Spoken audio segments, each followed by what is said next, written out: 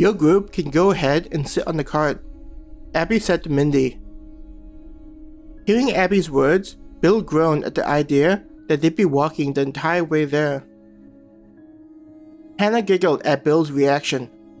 It'll be good for us, getting some training and used to walking around for long periods of time.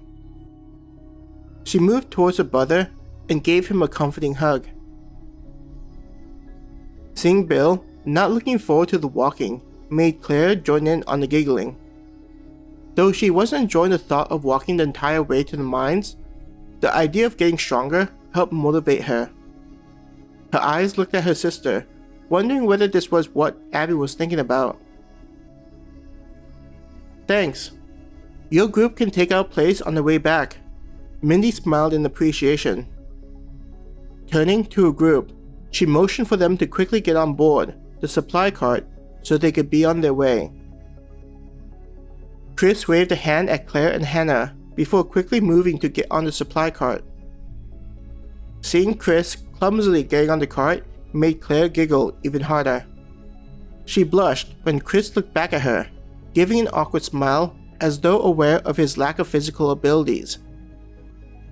Waving and shaking her head, she tried to wave it off and convey that it wasn't a big deal.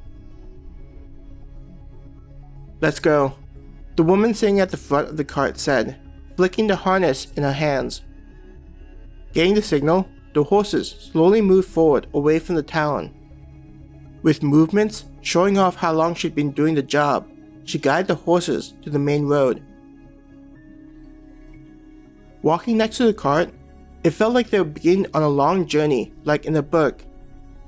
Instead of going to pick up oars, they're heading off to save a princess from a dragon or demon lord. Claire brushed back her hair that danced in the refreshing breeze. Hannah and Claire, I want the two of you to walk with me on the left side of the cart. Bill, you'll be with Cammy and Don on the right. Abby organized them as they walked with the cart. That's a good idea, Cammy nodded. We'll be able to see better if any monsters were to attack. Looking around the grassy landscape that surrounded the town, Abby returned her attention to Cammy, saying, both Claire and Hannah have received a little bit of training, but Bill is entirely civilian. I'd appreciate it if you could help him with learning how to escort.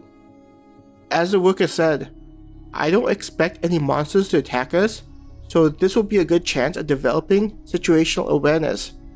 She smiled at Cammy. Cammy nodded. You heard her, she said to Don and Bill, as she slowed her pace to allow the car to pass them by, so she could position themselves on the other side. Bill, Abby said.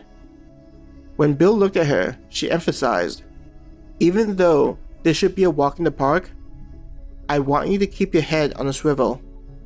Treat it like being alert could save our lives. From his previous relaxed expression, Bill's face changed to a grim one. Nodding, he turned to follow after Cammy and Don.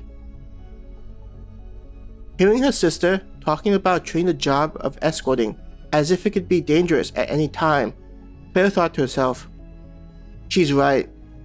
We need to think of this as if it wasn't a simulation, and any wrong move can get us killed.